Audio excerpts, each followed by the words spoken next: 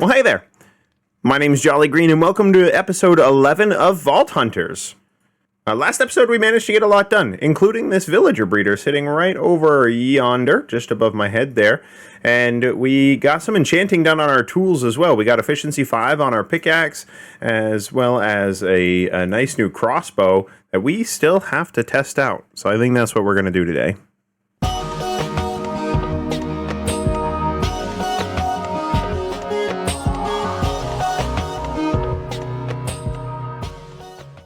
And I did also just update to update 8 of the Vault Hunters mod pack, and that actually adds a lot of new stuff to the game, and I'm hoping that we can dive into some of that new stuff today.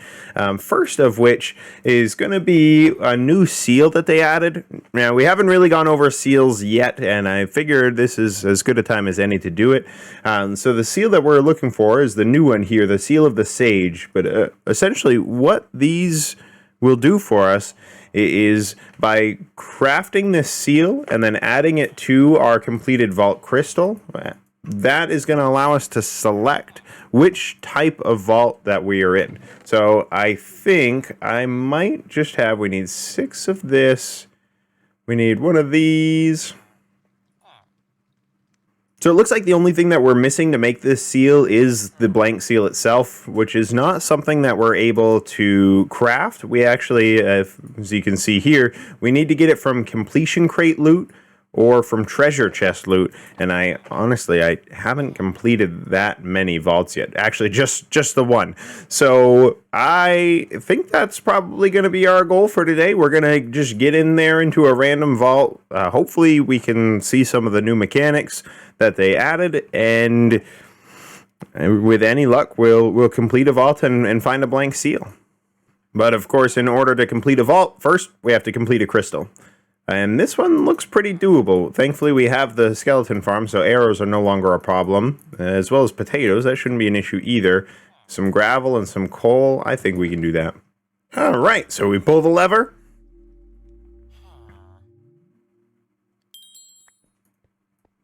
And with that, let's go vaulting. Oh, wait! Almost went in without a helmet. That wouldn't be good. Thankfully, we have just enough diamonds, it looks like, to be able to craft up a new one. And of course, let's make it netherite just for that additional protection. The zombies are coming.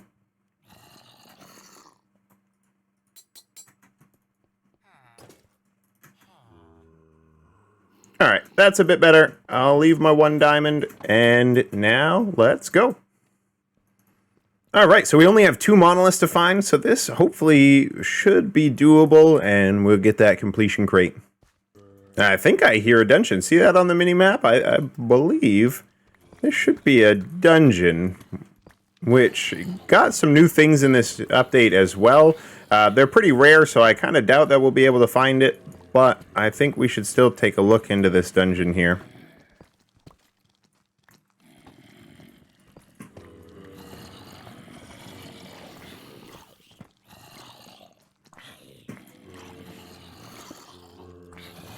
Now that we've got efficiency on our pickaxe, we should be able to, as long as we can get close enough to the spawner, we should be able to break it. And then it's just a matter of taking care of the mobs, and we'll be able to get down there.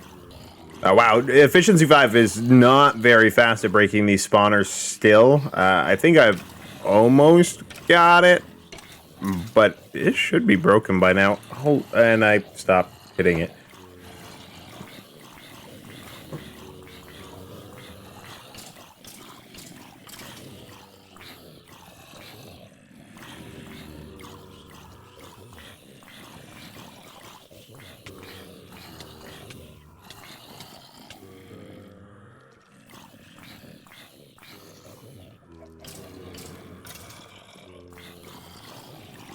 Wow. Exciting gameplay here.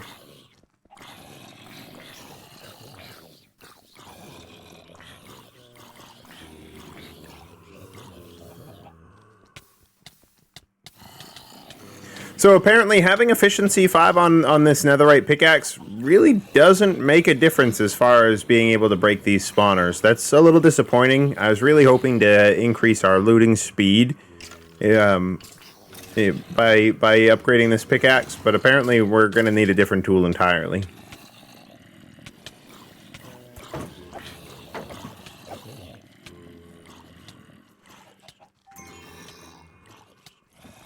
Well, I can't get that dungeon, unfortunately. That is too bad. We're just going to have to continue to do what we've been doing and just hit up the POIs with the burnout spawners. Which is not this one by the looks. Here we go. Some gilded chests with a burnout spawner. That's what we like to see.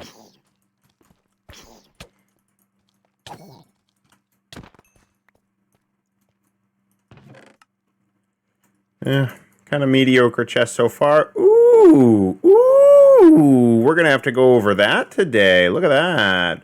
We do already have a couple of these jewels, but this is actually a pretty decent one that I'm kind of excited about.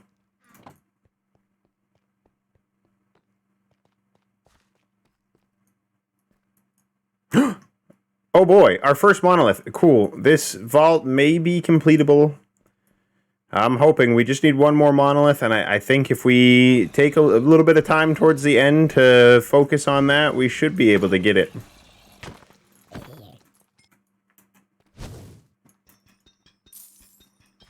Oh, hey, I'm just now noticing that this is a wealthy vault. So when we first jumped in, oh, I guess they call it just +1 coin stacks now, but essentially that just means that there's random piles of coins randomly in the vault. So that's exciting. Always like to see extra money.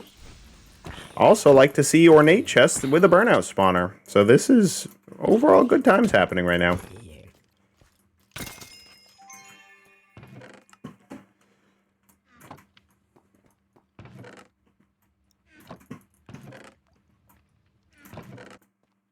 Alright, so with 15 minutes left of the vault and one monolith found, I think I'm going to spend a couple minutes looting a lot less after we figure out which way we came from, that is. I think it's this way.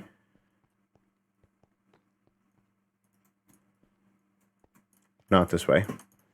Okay, so slight delay because I can never remember which direction I came from. But then we'll be back on track to monolith hunt. All right, so we came from the north, so we're going to continue heading south, making sure to mark our room so we don't run into that issue again. That wasted a good couple minutes that we had to hunt for monoliths, but hopefully it doesn't prevent us from completing this. I haven't even really tried out my crossbow yet. We've got piercing on this bed. Oh, yeah, see, we got to use this. We got to still get quick draw on it, or quick charge, whatever it's called, but that... Oh man, our looting experience is going to go up considerably now that we can take out mobs from a distance.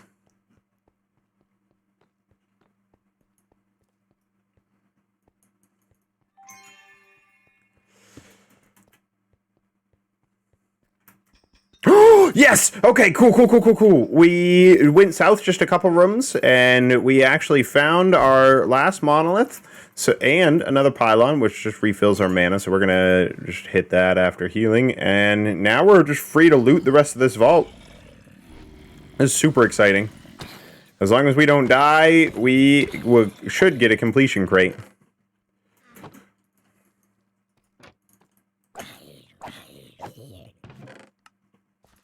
Oh, I like this POI. Check this out. Tucked in this little corner, it's a dragon. And he is protecting a bunch of wooden chests way in the back. I like that. That's neat.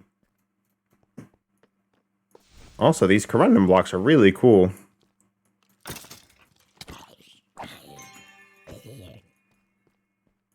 But, is there no chest back here?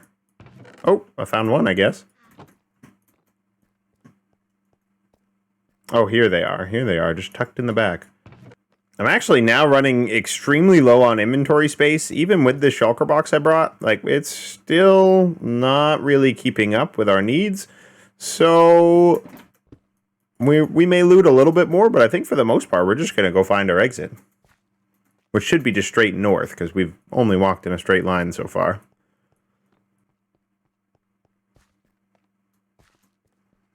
Cool. So I believe this here should be our first room that we started out in.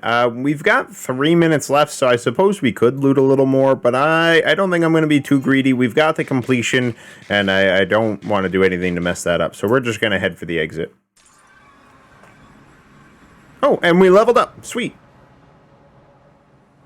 41 chests, 63 mobs unalived. That wasn't a bad run. I'd say that was a very successful run for us here. So let's open up this crate and see what it's got in store for us. Oh, wow. That's a lot of jewels. That's good. We're going to need these. And so, is that a chest plate? 2 chest plates. Very nice. Would have been better to get a helmet to complete my vault set, but, you know, beggars can't be choosers, I suppose. Oh, we got a shield. Awesome. All right, so this is all the loot that we managed to pull out of that vault. 9 different jewels. That's from the vault and the completion crate, so that's pretty good. And we did get our blank seal as well. So that means we'll be able to craft up that seal we were going for and make sure that the next vault that we do is the vault type that we want. Now we managed to get 4 different gear pieces. We've got 2 chest plates, a shield, and a sword. So we're going to roll these bad boys and hope for something better than what we currently have. All right. So check this out. One cool thing that they added, if we equip our sword that we've been using and then come down to the sword and then hit shift, it's going to compare the sword that we're looking at on the right versus the sword that we have equipped on the left here. So just from that, you can see that our new sword does 2 more attack damage right out the gate, and it's got slightly better attack speed, not much, but a little bit. Durability is a little worse, but that's all right. And then it also adds 11% spiteful. Now, spiteful is one of the new gear modifiers that they added to Vault Hunters that is kind of taking the place of some of the vanilla enchantments. So if we come into the book and find, let's see. So I thought they talked about the weapon modifiers like spiteful in the book, but if they do, I couldn't find it at all. But looking in the Vault Hunters Discord, I did manage to find that Spiteful does more damage to pillagers, which may count as the Vault Fighters, but I almost don't think it does. So that may be kind of useless for us, for the Spiteful anyways. But other than that, it's a pretty good sword, so I think we're going to rock it for a bit. So next we have our 2 chest plates. Let's see which one we got better. All right, so for the implicits, we're looking, about the same.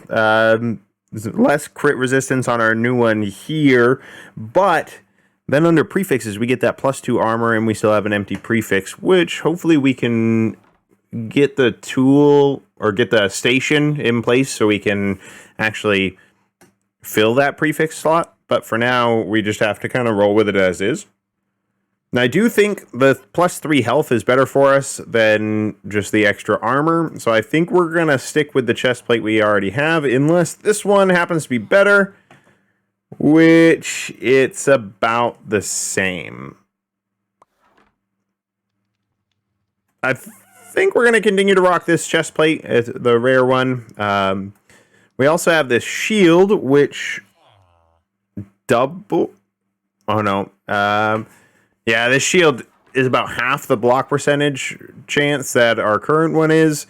It gives the healing cloud when hit, which is nice, but I don't think we're going to worry about that yet. We're going to continue rocking this shield as long as we can. All right, so we kind of teased it in the vault there, but I think it's time that we talk about these jewels.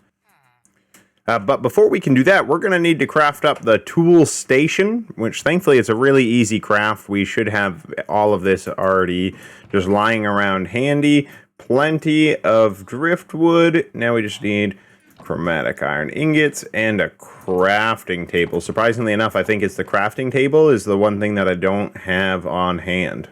And there we have the tool station. Now we'll place this down next to our vault forge that we have over here and take a look into this. Now, with this is going to be our real key to success here, because as we learned in that last vault, the netherite pickaxe still really isn't a viable option for breaking spawners. So we're going to try to craft up this chromatic iron pickaxe, which the only thing we're shy is a little bit of vault bronze, which we have plenty of. And just like that, we have a tool. Now, this has a mining speed of 9, which unfortunately the netherite pickaxe doesn't tell us its mining speed, but we're going to assume that for spawners at the very least it's less than 9. So, the other thing you'll notice here is the capacity for the tool. Now, this is where the jewels come in. If you look at the jewel, each jewel has a size, and that size is going to determine how much of that capacity is taken up when we apply this jewel to this tool. So ideally, we want the smaller size, the better. But honestly, I don't know if there's really anything that we need to add. I might add this axing jewel. That's going to allow us to chop wood with our pickaxe, and that'll be pretty helpful in the vaults as well. I might try to get shoveling on it too. Honestly, that wouldn't be bad, but I think we're going to save this one for a better tool, or maybe we'll make a chest breaking tool, and that's what we'll put that on. But for now, we're just focusing on the pickaxe. So I think we're going to go with just these 2 jewels here. We have the axing we talked about earlier, and then we have this 0.9% copiously, which that is going to give us a small chance, a 0.9% chance of getting an extra ore when we mine it, like an ore inside the vault. And that's going to be super helpful for us in the long run to get more ores to be able to upgrade even faster. So we'll come over to our anvil right here. And just like that, we have a tool that will hopefully allow us to mine some spawners. But I want to add some efficiency on it as well, which means I need to grind out for a couple books. So I'm going to do that, and then we'll jump into another vault. Oh man, I of course wasn't recording when I decided to open up the 6 mystery boxes we got in that last vault, but look at that. That is a pretty good drop from that mystery box. This right here is an Echo Gem. Now this is going to be used for a lot of higher tier crafting recipes that we're really not quite ready for, but just the fact that we got one that easily is pretty bonkers. Alright, so I've got my chromatic iron cutter all enchanted. I decided to go with fortune on it because I think it'll help a little bit with inventory management in the vault if we can compress the excess gems that we're getting. I don't think it's really going to be an issue, but just in case, we have that covered. So now it's time to give this a test, and I think we want to make sure that we are getting that new vault type that was added for this update. So I'm going to take my seal that we got after completing that last vault, and we're going to make a seal of the sage. And by adding that to the crystal... we need more levels. One moment. That's better. Now we just add the seal onto the crystal, we add an anvil, and now we have this purple crystal, which has the objective Elixir Rush. So we're going to pop that down in there. I'm pretty much ready to go, I think. I've got a little extra junk that we can take out of the inventory. There. I think I'm ready. Let's check out this new vault type. So as you can see, the objective bar at the top says gather elixir from loot, ores, and mobs. So that's exactly what we have to do. Each of the various tasks in the vault generate a random amount of this elixir that will fill our bar. That's actually a really good pylon. But all we have to do is do our normal thing in the vault. We're going to loot. And see, as you can see, these purple experience orbs, that's the elixir that we're gathering. So every action that we do is gonna go towards that elixir bar. And then we just need to fill that up. As you can see, we're making a little bit of progress already. Wooden chests seem to get us at least a little bit more than just killing mobs. But that's part of the challenge, is figuring out what gets you the most and how to get the most of it. Now let's test out this cutter. I want to try to find a spawner that's not going to burn out. Like this one, it seems, isn't going to. So we're clear out these mobs real quick and easy. And then let's see. All right, it seems to be going faster than the last pickaxe we tried. There, our first spawner we've broken. That's a great accomplishment. This tool seems to work great. Ooh, more living chests. These don't seem to be getting me as much as the wooden chests, unfortunately. But, you know, I'm still going to take all the loots inside because we need as much loot as we can get our hands on right now. We really don't have a lot going. All right, now this is going to be important for later on, so we're just going to kind of mentally note its location. This is going to be how we get out of the vault at the end once we have enough elixir. This is what they're calling a lodestone. So we're just going to keep on going. We're going to remember that the lodestone is in the bottom, one east from our start. And then we're just going to, we'll keep on looting and come back to it if we manage to complete the vault. All right, look at this on the mini-map. You can see this POI over here. This might be a dungeon, but it might just be a POI tucked in the corner. But it looked like there might be a path to it over here. Yeah, here we go, right here. This is most definitely a dungeon. So we should get a decent amount of loot out of this as long as we can survive. And I've fallen into my fair share of dungeons, so I know the danger of them. Like, especially coming at it from the top like this. One wrong move and we fall in, and we're in for a load of hurt. Or if the... Yep, this is it. We're done. We're done. We're done. Yep. Okay. So... that was probably a little foolish of us to try that, to go in the dungeon. Like I said, I've done that more times than I'm willing to admit. But that's the elixir vault. Thankfully, we had beginner's grace, so we managed to keep all of our stuff. Even the stuff that we did loot in the vault, we still managed to come out with it. So that's... I mean, it's something, you know. It's not a ton of loot, but it's more than we would have got otherwise. So... I'll take it. But I think that's going to wrap up the episode for us this week. Next week, we're probably just going to grind out a bunch of vaults because we really need a lot of the materials that are in there in order to progress more in this pack. And the only way we're going to do that is through the vaults. So maybe we'll start with a nice montage of like 3 or 4 vaults. We'll keep it short and quick and just show the highlights. And then who knows where we'll go after that. Maybe we can make some more of these workstations that they've added. But if you like the video, make sure to hit the like button, subscribe if you haven't already, and don't forget to stay jolly.